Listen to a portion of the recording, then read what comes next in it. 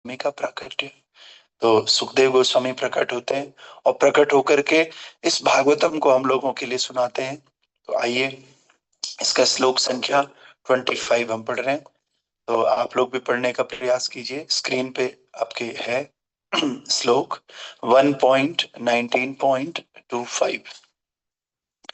तत्राभवद् भगवान् व्यासपुत्रो यदृच्छया गामटमानो अनपेक्षः अलक्ष्यलिङ्गो निजलाभतुष्टो वृतस्य बालैरवधूतवेष तत्राभवद्वान् व्यासपुत्रो यदृक्षागामटमानो अनपेक्षः अलक्ष्यलिङ्गो निजलाभतुष्टो वृतस्य बालैरवधूतवेष तत्र तत्र तत्राभवद् भगवान् व्यासपुत्रो यदृक्षयागामटमानो नपेक्षः अलक्ष्यलिङ्गो निजलाभतुष्टो वृतस्य बालैरवधूतवेष। हरे कृष्ण।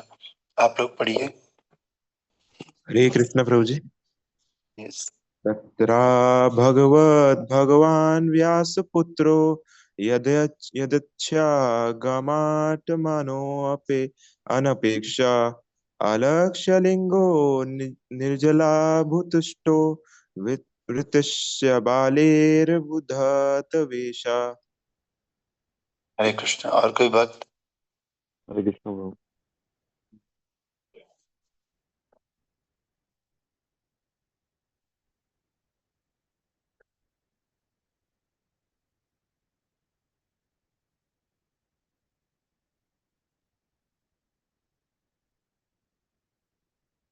ओके। और हरे कोई कृष्ण भक्त? प्रभु जी। हम्म। तथा भगवत भगवान व्यासपुत्रो यदेच्छयागम आत्मनानो नपेक्षा अलक्षलिंगो निजलाभतुष्टो वृतश्च बलेरवधूतवेषा। हरे कृष्ण। हरे कृष्ण प्रयोजन। यस। भागवत भगवान व्यासपुत्रो यदुच्चगाम आत्मनो नापेश अलक्ष्यलिङ्गो निजलाभतुष्टो वितश्च बेलेरवधूतवेषाः। हरे कृष्ण। तो कल हमने देखा कि परीक्षित महाराज ने दो प्रश्न पूछे। परीक्षित महाराज 7 दिन के अंदर मरने वाले, उनको कोई सांप आकर के डसेगा। तो गंगा नदी के तट पर सुखताल में सब लोग एकत्रित हैं और विश्व भर के सारे ऋषि मुनि राजा महाराजा सब लोग वहां पर कथा सुनने के लिए आए हैं। और ये परीक्षित महाराज सभी ब्राह्मणों को कहते हैं कि ब्राह्मणों, मेरे दो प्रश्न हैं। पहला प्रश्न क्या है कि हर परिस्थिति में जो भी मनुष्य इस जीवन में संघर्ष कर रहा है, उस मनुष्य को क्या करना चाहिए, उसका कर्तव्य क्या है, पहला कर्तव्य क्या है। दूसरा, जो भी व्यक्ति तुरंत मरने वाला हो, उस तुरंत मरने वाले व्यक्ति को क्या करना चाहिए अपने जीवन में। तो ये दो प्रश्न है, ये हमने कल भी डिस्कस किए थे। तो पूरा भागवतम इन दोनों प्रश्नों के ही उत्तर देने के लिए, ठीक है। तो हम अगर अपनी बात करें तो हम लोगों का भी कोई पता नहीं है। मरणासन का मतलब होता है जिसको मरना है। तो मेरे ख्याल से कोई ऐसा है नहीं जिसको मरना नहीं है, हम सबको एक ना एक दिन मरना है। तो इसीलिए ये प्रश्न हम लोगों के लिए है कि जिस भी व्यक्ति को मरना है, उस व्यक्ति का क्या कर्तव्य है, जिंदा रहते हुए उसे क्या करना चाहिए मरने से पहले। तो आइए, जब ये प्रश्न कर ही रहे थे, इस प्रश्न के बीच में क्या हुआ। तत्रात भगवत भगवान व्यास पुत्रो इच्छया गाम अटमा अन अनपेक्ष अलक्ष्य लिंगो निजलाभ तुष्टो वृतस्य बालेर अवधूत वेशा। कह रहे हैं उसी समय ये प्रश्न इन्होंने किया राजाओं से और महर्षियों से। उसी समय वहां पर श्रील व्यास देव के शक्ति संपन्न पुत्र प्रकट हुए, जो पूरे पृथ्वी पर उदासीन तथा आत्म संतुष्ट होकर विचरण करते थे।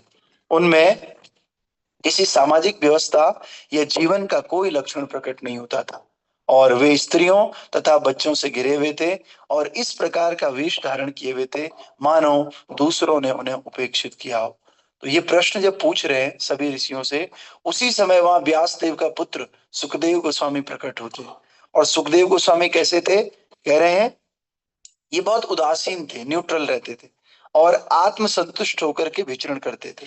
दूसरा, अवधूत वेशा, बहुत अवधूत मतलब कपड़े नहीं है शरीर पे, आगे आपको पता चलेगा, एकदम नंगे और बहुत सारी स्त्रियों से, बहुत सारे छोटे छोटे बच्चों से घिरे हुए। कई बार होता है ना, हमें कोई नंगा आदमी दिखता है तो हम उसके पीछे पत्थर फेंकना शुरू कर देते हैं, क्योंकि दुनिया वाले तो उसको पागल समझते हैं। तो इसी प्रकार सुखदेव गोस्वामी को सारे बच्चे समझते थे ये पागल है, और पागल समझ करके उसके पीछे पत्थर फेंकते फेंकते, कोई चोटी खींच रहा है, कोई बाल खींच रहा है, और सब लोग उनके पीछे पीछे कहाँ आ गए, जहां पर ये सभा हो रही है नैमिषारण्य में, और गंगा नदी के, पवित्र गंगा नदी के तट पर हो रही है। तो आइए प्रभुपाद जी कैसे समझा रहे हैं। उन्होंने ऐसा वेश धारण किया था कि मानो दूसरे लोगों ने उन्हें उपेक्षित किया हो, इग्नोर किया हो। कई बार होता है ना, पूरी दुनिया जिसको नहीं पूछती है उसका चेहरा अलग से पता चलता है, उतरा हुआ चेहरा रहता है। तो आइए तात्पर्य में प्रभुपाद जी समझा रहे हैं। भगवान शब्द कभी कभी सुखदेव गोस्वामी जैसे परमेश्वर के महान भक्तों के लिए भी प्रयुक्त होता है। ऐसे मुक्त जीव इस भौतिक जगत के कार्य व्यापार में उदासीन रहते हैं, क्योंकि वे भक्तिमय सेवा की महान उपलब्धियों से ही आत्मसंतुष्ट रहते हैं। जैसे पहला बताया जा चुका है, श्रील सुखदेव गोस्वामी ने न तो कोई औपचारिक गुरु को स्वीकार किया और न ही कोई औपचारिक संसार संपन्न किए। उनके पिता श्रील व्यास देव जी उनके नैसर्गिक गुरु थे, क्योंकि श्रील सुखदेव गोस्वामी ने भागवतम इन्हीं से सुना था। इसके पश्चात वे पूरी तरह आत्मसंतुष्ट बन गए। इस प्रकार वे किसी औपचारिक विधि पर निर्भर नहीं थे। औपचारिक विधियां तो उनके लिए आवश्यक हैं जो पूर्ण मोक्ष प्राप्त करना चाहते हैं, लेकिन श्रील सुखदेव गोस्वामी तो अपने पिता की कृपा से पहले ही उस अवस्था में। तरुण बालक होने के कारण उनसे समुचित वेश में रहने की आशा की जाती थी, लेकिन वे नग्न रहते थे। देखो आ गया, प्रभुपाद जी कह रहे हैं वे नग्न रहते थे, कोई कपड़ा नहीं पहनते थे और किसी सामाजिक परिपाटी में रुचि नहीं दिखाते। सामान्य जन उनकी उपेक्षा करते थे, किंतु वे जिज्ञासी बालकों तथा स्त्रियों से घिरे रहते थे, जैसे कि वे कोई पागल हो। ऐसे लगता था कोई पागल चल रहा है, सारे बच्चे उनको घेर लेते थे। इस प्रकार वे यहाँ पर तब प्रकट हुए जब वे स्वेच्छा से पृथ्वी का विचरण कर रहे थे। महाराज परीक्षित की जिज्ञासा से ऐसा प्रतीत होता है कि महर्षिगण एकमत नहीं हो पा रहे थे कि क्या किया जाए। तो किंतु जीवन का परम लक्ष्य भक्ति की सर्वोच्च सिद्ध अवस्था प्राप्त करना है। जिस प्रकार भिन्न भिन्न डॉक्टर अलग अलग औषधियां बताते हैं, उसी प्रकार मुनियों में भी मत भिन्नता होती है। जब ये सभी बातें चल रही थी तो शिला व्यासदेव के शक्ति संपन्न तेजस्वी पुत्र वहां प्रकट हुए। तो देखिए भगवान तो एक है और भगवान सर्वशक्तिमान है, भगवान के बराबर दूसरा कोई संसार में है नहीं। लेकिन कभी कभी क्या होता है ना, भगवान के भक्तों के लिए भी हम भगवान शब्द का उपयोग करते हैं। जैसे पुलिस है या सीबीएसई से कोई लेटर आ गया, तो सीबीएसई का जो चेयरमैन होगा या सीबीएसई का कोई प्रिंसिपल होगा, तो उसका प्रतिनिधि बन करके अगर कोई व्यक्ति आता है तो उसको भी सीबीएसई मान दिया जाता है। वैसा ही सम्मान उसको दिया जाता है जैसा कि सीबीएसई के चेयरमैन को दिया जाता है। उसी प्रकार से भगवान सबसे बड़े चेयरमैन और भगवान का प्रतिनिधि बनकर के गुरु इस संसार में आते हैं। जो संत लोग जितने भी दिख रहे हैं ना, ये सारे संत लोग भगवान के प्रतिनिधि हैं। इसीलिए कई बार संतों को भी भगवान ही कहा जाता है, क्योंकि वो भगवान के प्रतिनिधि हैं। दूसरा, वो इस संसार की मोह माया में नहीं फंसते हैं, वो बिना काम किए सुखी रहते हैं। जैसे हम लोगों को सुखी रहना है तो क्या करना चाहिए, हम लोगों के पास धन होना चाहिए, हम लोगों के पास खूब दौलत होनी चाहिए, खाने को रोटी कपड़ा होना चाहिए, पहनने को कपड़ा होना चाहिए, रहने के लिए मकान होना चाहिए, हमारे बच्चे की, हमारे पति की, हमारी बहन की, हमारे बहनोई की, सबकी तबीयत बहुत ठीक होनी चाहिए। अगर सबकी तबीयत ठीक रहती तो हम खुश रहते हैं। तबीयत खराब रहती है हमारे परिजनों में से किसी की एक की भी, तो हम परेशान हो जाते हैं। क्यों? क्योंकि हम इस भौतिक व्यापार में लगे हुए। लेकिन जो भगवान के संत हैं, जो भक्त जन है, वो इन चीजों से बहुत ज्यादा मतलब नहीं रखते। उनका कोई लेना देना नहीं है कि धन कम है या ज्यादा है, रहने को मकान है या नहीं है, या किराए पे रहते हैं, उनको कोई लेना देना नहीं इस बात से। तीसरा, कपड़ा बहुत अच्छा है कपड़ा नहीं है, इस बात से भी कोई लेना देना। अरे पर सुखदेव गोस्वामी तो नंगे घूम रहे, बताइए कपड़े की उनको चिंता होती, नंगे थोड़ी घूमते हो। तो इस प्रकार से अगली बात क्या है कि वो बहुत ज्यादा आत्मसंतुष्ट होते हैं और उन्हें किसी औपचारिकता की जरूरत भी नहीं होती। जैसे वो औपचारिकता, जैसे हम लोग हैं, हमें कपड़ा पहनना पड़ता है, प्रणाम करना पड़ता है, और हमें बहुत सारी औपचारिकता यानी कि फॉर्मेलिटीज करनी होती है जीवन में। लेकिन भगवान के भक्तों को कोई फॉर्मेलिटी की आवश्यकता नहीं है, वो तो भगवान के शुद्ध भक्त है। तो इसीलिए इनका न तो कोई जन्म संस्कार हुआ, न इन्होंने दीक्षा लिया, न इन्होंने किसी फॉर्मल गुरु को स्वीकार किया, करने की आवश्यकता ही नहीं है, क्योंकि पहले से ही क्या है, अवधूत है। तो इसीलिए, और इसके बाद इन्होंने क्या किया, अपने पिताजी से, व्यास देव जी से भागवतम सुना, और सुन करके वे पूरी तरह आत्मसंतुष्ट बन गए। तो जो भगवान के इस तरह के भक्त होते हैं, वो किसी पर भी निर्भर नहीं रहते। वो निर्भर नहीं रहते हैं कि पापा आएंगे तो मुझे 20-30 रुपए देंगे तब मैं फ्रूटी पीऊंगा, या मम्मी आएगी रोटियां सेकेगी और फिर मैं रोटी खाऊंगा। अरे देना तो दो, नहीं देना तो और अच्छा। और ये लोग आराम से भगवान इसका भरण पोषण करते हैं ऐसे भक्तों का। तो इसीलिए सुखदेव गोस्वामी अपने पिता की कृपा से पहले से ही उस अवस्था में थे। वो नग्न रहते थे और समाज की किसी भी परिपाटी में रुचि नहीं दिखाते थे। ऐसा नहीं कि अरे भाई आज चलो झंडा मेला लगा हुआ है, लोग क्या सोचेंगे अगर हम नहीं गए तो, चलो भाई आज फलाने की शादी है, शादी में नहीं गए तो लोग क्या सोचेंगे, अरे चलो भाई आज तो होली है, होली के दिन अगर हमने कलर नहीं लगाया, बाप रे पड़ोसी क्या सोचेंगे, इनके पास पैसे नहीं होंगे, यार रे बेचारे कैसे। यानी कि हम लोगों का ज्यादा सोचते हैं, अपना उतना नहीं सोचते कि लोग क्या कहेंगे।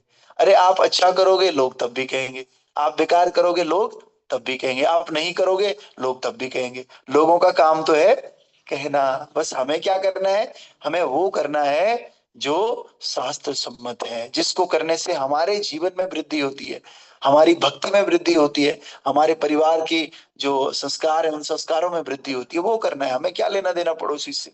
तो कई बार आप यकीन मानिए ना मानिए, आप सोच रहे होंगे हम तो ऐसा नहीं करते, लेकिन मैक्सिमम लोग इसीलिए औपचारिकता फॉर्मेलिटीज कर रहे हैं ताकि लोगों को दिखा सकें, लोगों के सामने हमारा एक स्टैंडर्ड सेट हो सके, समझ रहे हैं?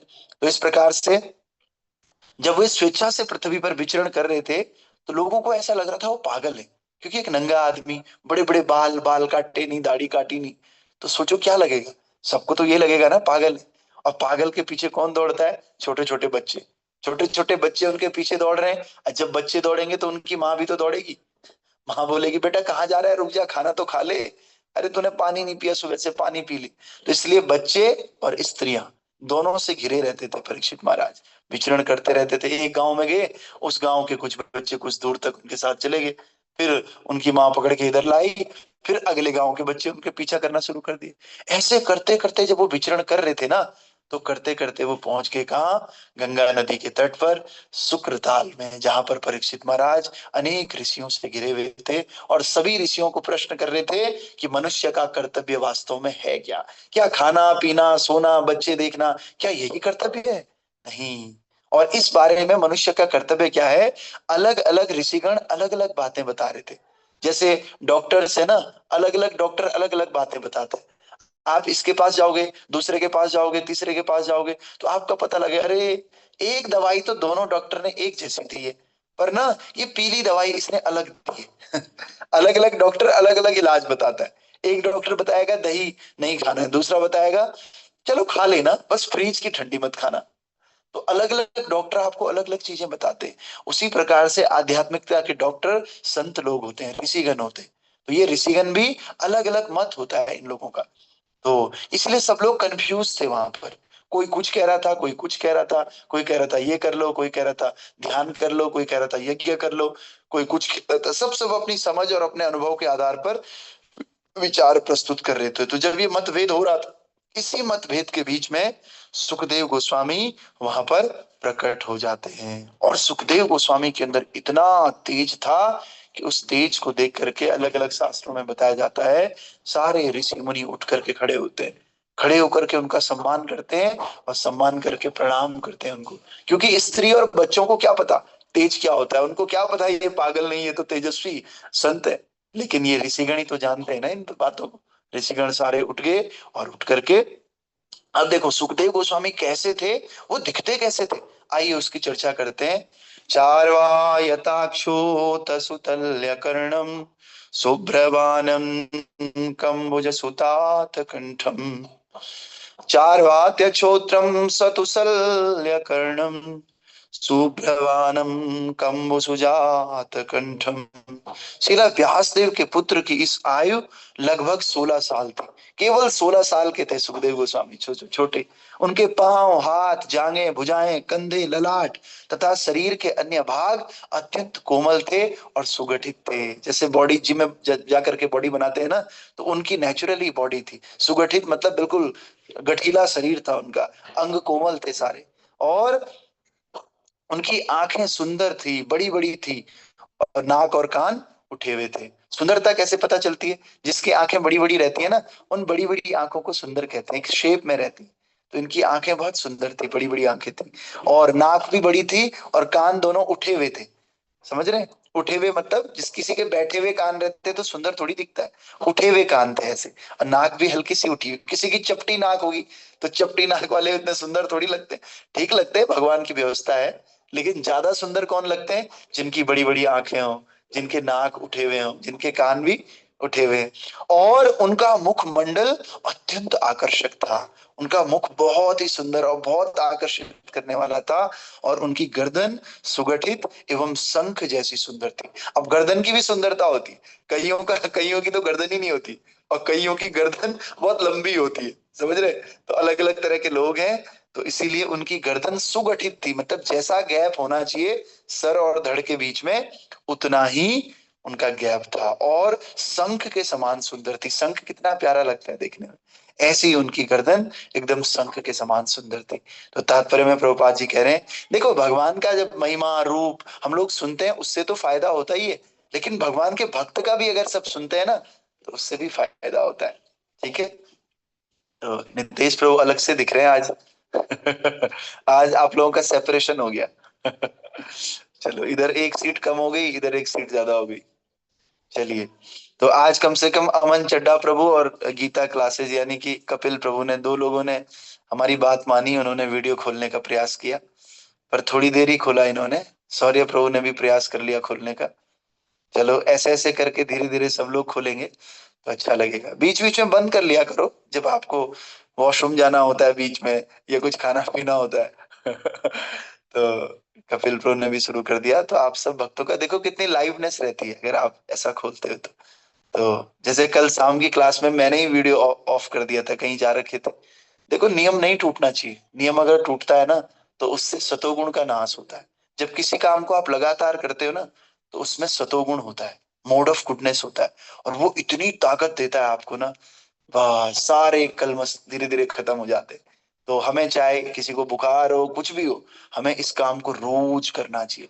रोज करने से बहुत ताकत बढ़ती है। आप करके देखो, 3 साल करके देखो, तो 3 साल करने के बाद देखना आप, अब बहुत अलग ही आनंद होगा। हमारी इस क्लास को हो गए शायद 3 साल हो गए, करीब 2.5-3 साल है। तो एक अलग आनंद है, जो रोज आते होंगे वो उनका आनंद अलग होगा। ठीक है? तो आइए फटाफट तात्पर्य पढ़ते हैं, और लेट भी हो रहा है। तो सम्मानित व्यक्ति का वर्णन पांवों से शुरू किया जाता है, और ये सम्मान प्रणाली श्रील सुखदेव गोस्वामी के प्रति भी प्रदर्शित की गई। तो जिसको हम सम्मान करते हैं ना, उसको हम पैर छूते हैं, सबसे पहले पांवों से सम्मान शुरू होता है। ऐसे नहीं कि सीधे जाकर गया और कैसा है भाई, बाल तो तेरे खराब हो रखे हैं, ये बाल बना लिया कर। समझ रहे हैं? स्कूल में ऐसे होता है, जो बच्चे होते हैं उनके पैरों में नहीं देखते, बच्चों के पहले यहाँ सर में देखा जाता है। और सर में तूने बाल बनाए नहीं बनाए, जा लाइन में खड़ा हो जा अलग से। फिर उसका धुलाई किया जाता है अलग से स्कूलों में। ठीक है? तो मुझे इसका बड़ा अनुभव है। फिर कह रहे हैं कि जो सम्मान प्रणाली है ना, सबसे पहले कहाँ से शुरू होगी? पैरों। माँ बाप आएंगे, दीदी आएगी, बहन आएगी, कोई बड़े, तो उसको पैरों में प्रणाम किया जाएगा। ये सम्मान का तरीका है।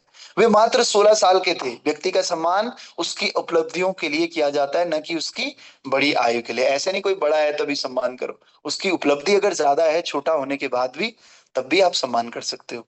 और व्यक्ति अनुभव के आधार पर अधिक बड़ा हो सकता है, आयु से नहीं। श्रीला सुखदेव गोस्वामी, जिन्हें यहाँ पर व्यासदेव के पुत्र के रूप में बताया गया, अपने ज्ञान के आधार पर वहां उपस्थित सभी मुनियों से वो अधिक अनुभवी थे, यद्यपि अभी वो मात्र 16 वर्ष के थे। कई बार लोग बोलते हैं, अरे तुझे क्या पता है बेटे, मेरे तो बाल पक गए, बाल सफेद हो गए। तो फिर कैसे पकाए? फ्राई करके पकाए क्या कढ़ाई में? समझ रहे हैं? तो कितना ही बड़ा हो जाए, अनुभव है ही नहीं तो क्या कर लोगे? जैसे किसी ने भागवत पढ़ा ही नहीं, भागवत पढ़ा नहीं, और वो उसकी उम्र हो गई 60 साल, वो बोले बेटा तुम्हें नहीं पता 60 साल हो गई मेरी उम्र। अरे भैया जब पढ़ा ही नहीं तूने, 60 के बजाय 6000 साल क्यों ना हो जाए, कैसे अनुभव हो जाएगा। तो व्यक्ति का सम्मान, व्यक्ति का ज्ञान उसके अनुभव के आधार पर होता है, न कि उम्र के आधार पर। इसीलिए आप सब लोग ऐसे अनुभवी व्यक्ति बनो तो कि ये भागवत है ना, ये भागवत पढ़ने से आपको कुछ और पढ़ने की आवश्यकता ही नहीं। जीवन के जितने भी अनुभव हैं, एस्पेक्ट्स हैं जीवन के, वो सारे एक्सपेक्ट इस भागवत को पढ़ने से, सुनने से कंप्लीट हो जाते हैं। इसलिए भागवत क्या है, भागवत कंप्लीट पुराण है। इसको अमल पुराण भी कहते हैं। कोई मल नहीं रह जाता है। अमल मतलब पूरी तरह से क्लियर हो जाता है हमारा माइंड, हमारा जीवन पूरी तरह से साफ हो जाता है। तो इसलिए आप सब इस भागवतम की शरण लीजिए और ऐसे ही वीडियो खोलते रहेंगे और लोग भी, तो बड़ा आनंद आएगा। अब मैं संदीप प्रभु और अनुराग प्रभु इन दोनों पे बस चलेगा। अब ये दोनों अब जबरदस्ती कल से वीडियो खोलेंगे। प्रभु जी ने तो अभी खोल दिया, अनुराग प्रभु कल से प्रयास करेंगे। ठीक है। ग्रंथराज श्रीमद् भागवत महापुराण की जय। और जो लोग यात्रा में आने चाह रहे हैं, 14 लोग तो रजिस्टर्ड हैं और 4-5 Recording stopped. 20 लोग यात्रा में हो चुके हैं, 20 पीपल्स। आप लोग अगर आप आ सकते हो तो आप आइए। 14 लोग तो रजिस्टर्ड हैं जिन्होंने टिकट करवाई, और 6 लोग ऐसे हैं जो अपने आप ही पहुंचेंगे वहां पर। तो 14 और 6, 20 लोग यात्रा में हो चुके हैं। तो आप लोग भी आ सकते हैं। मैक्सिमम 25, 5-6 लोग और ले सकते हैं हम अभी, कोई दिक्कत नहीं है। ठीक है। तो आप लोग भी, जिसने नहीं किया अभी भी हैं उस ट्रेन में टिकट, खुद ही कर लीजिए या हमसे संपर्क कीजिए और आइए वृंदावन की यात्रा में। नितेश प्रभु आए नहीं, चलो कोई बात नहीं।